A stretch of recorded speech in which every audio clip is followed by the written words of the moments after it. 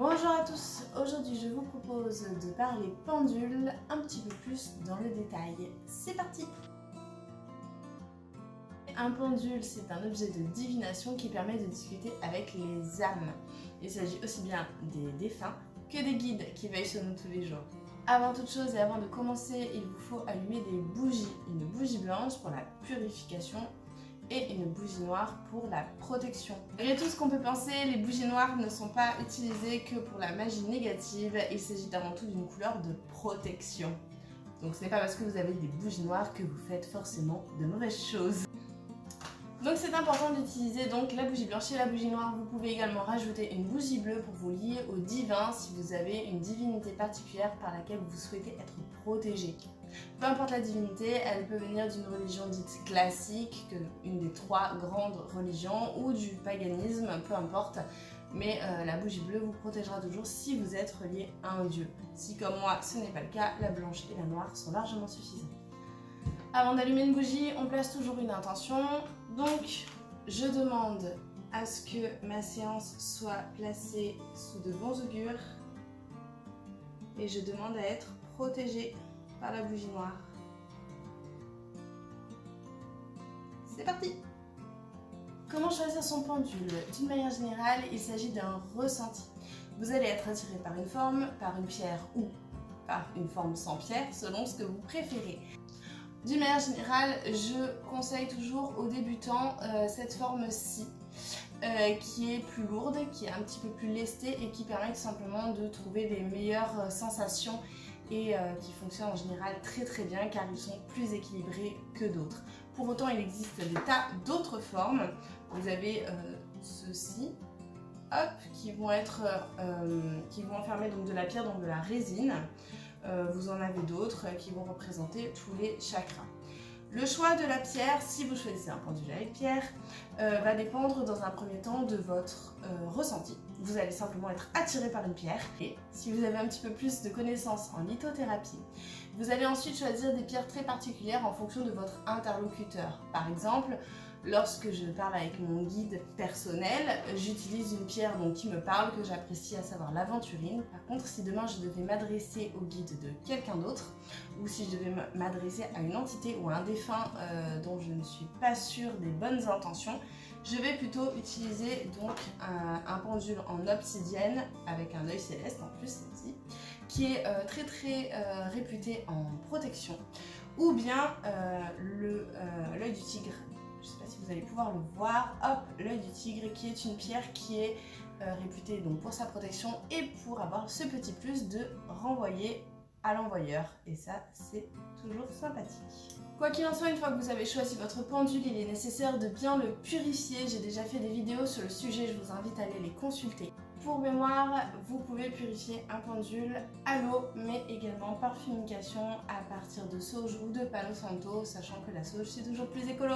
Une fois que vous avez choisi votre pendule et qu'il est purifié, c'est le moment de vous lancer. On ne se lance pas comme ça à l'aveuglette, il faut toujours savoir où on va. Dans un premier temps, vous allez décider de la personne avec qui vous souhaitez communiquer.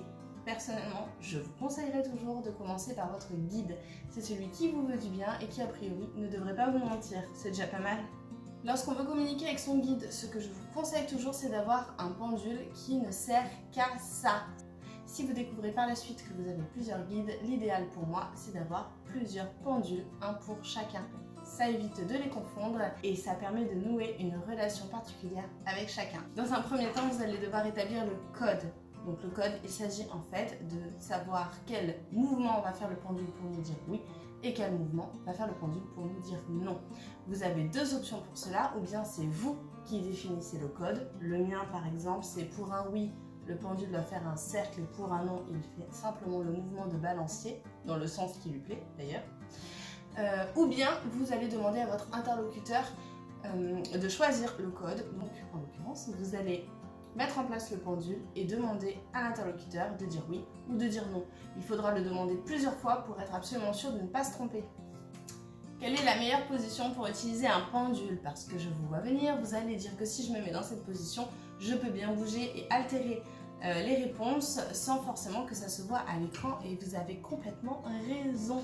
Le meilleur moyen d'utiliser un pendule généralement, c'est de s'asseoir confortablement dans une position qui va vous convenir et de poser le coude.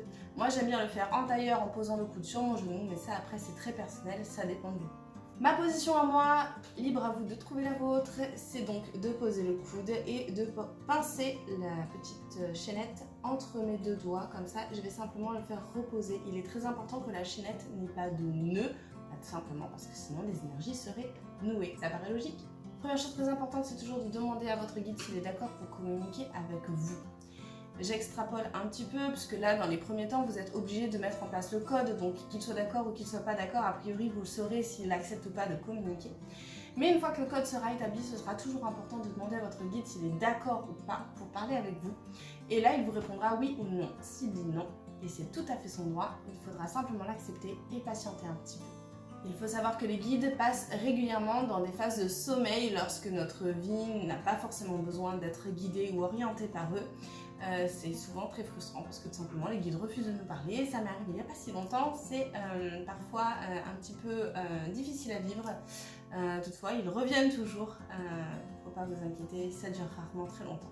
Et de la même manière, si vous souhaitiez utiliser votre pendule pour communiquer avec le guide d'une autre personne que vous, cette personne doit, je cite, prononcer les mots suivants: je te permets d'accéder à mon guide et à lui poser des questions. Pourquoi? Parce que le guide en face n'est pas forcément d'accord pour communiquer avec vous. S'il a l'autorisation de la personne concernée, peut-être que ça peut jouer pour vous. Il faut savoir que les guides sont quand même des âmes et qu'ils ont tout à fait moyen d'agir sur nous. Moi, la dernière fois, pour vous donner un exemple, la dernière fois que j'ai essayé de communiquer avec un guide sans l'autorisation de son humain vivant, j'ai été attaquée de cauchemars toute la nuit, à tel point que j'ai dû me lever pour faire un petit coup de sauge dans la chambre pour calmer les énergies. C'était impossible. Donc vraiment, pensez bien à faire prononcer cette phrase aux personnes avec qui vous faites de la divination. Je t'autorise à communiquer avec mon guide. C'est très très important. Maintenant, je vais donc vous montrer comment établir un oui ou un non. Vous avez plusieurs possibilités pour utiliser un pendule. Moi, j'aime bien l'utiliser sans aucun support, mais il vous est également possible d'utiliser ce qu'on appelle une plaque de divination. Donc là, j'en ai pas pour vous montrer. Une plaque de divination, ça peut être sculpté dans du bois, ça peut aussi simplement être vous qui le dessinez sur un morceau de papier. Vous allez écrire oui, par exemple oui en haut et en bas, non des deux côtés et peut-être en diagonale. Et votre pendule va pouvoir vous montrer le non, le oui et le peut-être en fonction de la réponse qu'il voudra vous faire. C'est tout à fait possible d'utiliser systématiquement le pendule dans ce sens-là, donc à ce moment-là, vous n'avez absolument pas besoin de mettre en place un code. Moi, je le fais sans aucun support, donc j'ai dû mettre en place un code avec mon guide. Je vous montre ça tout de suite. C'est parti. Alors, dans un premier temps, je demande à mon guide s'il est d'accord de communiquer avec moi. Donc moi, j'aime bien positionner ma main en dessous, tout simplement parce que ça va lier donc les énergies du guide qui vont être au-dessus, mes énergies à moi, et ça va clore la boucle, vous voyez. Si je fais le pendule à quelqu'un d'autre, c'est la main de l'autre personne qui va venir se placer en dessous. Alors pour commencer, nous allons voir si mon guide est tout à fait d'accord pour communiquer avec nous, sinon la vidéo va être vite jouée. Donc je me positionne, vous voyez, je pose bien le coude, le poignet est saturé pour éviter de trop trembler, hein, forcément. La chaînette est bien tendue, hop, et je vous disais, cette forme-là, elle est idéale pour les débutants parce qu'elle est vraiment plus équilibrée.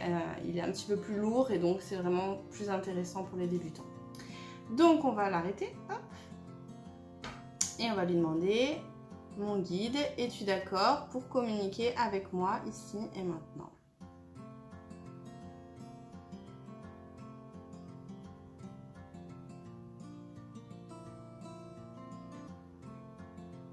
Donc là, comme vous pouvez le constater, c'est un oui. Alors il faut savoir que les réponses vont être plus ou moins fortes en fonction de votre énergie à vous, de votre magnétisme et de l'énergie de la personne avec qui vous parlez. Mon guide, alors attends, je je m'arrête. Mon guide, peux-tu me dire un grand nom, s'il te plaît? Fais-moi un grand nom pour bien montrer à la caméra la différence. Voilà, comme ça vous pouvez bien le voir. Super, merci. Une fois que vous avez établi le code, oui ou non, vous pouvez passer aux questions dont vous connaissez les réponses. C'est-à-dire par exemple, ma robe est-elle bleue? Est-ce que j'ai un chien? Est-ce que j'ai un chat? Est-ce que mon père est chauve? Est-ce que ma voiture est rouge? Vous allez poser ces questions, pourquoi? Tout simplement pour nouer un lien avec votre guide.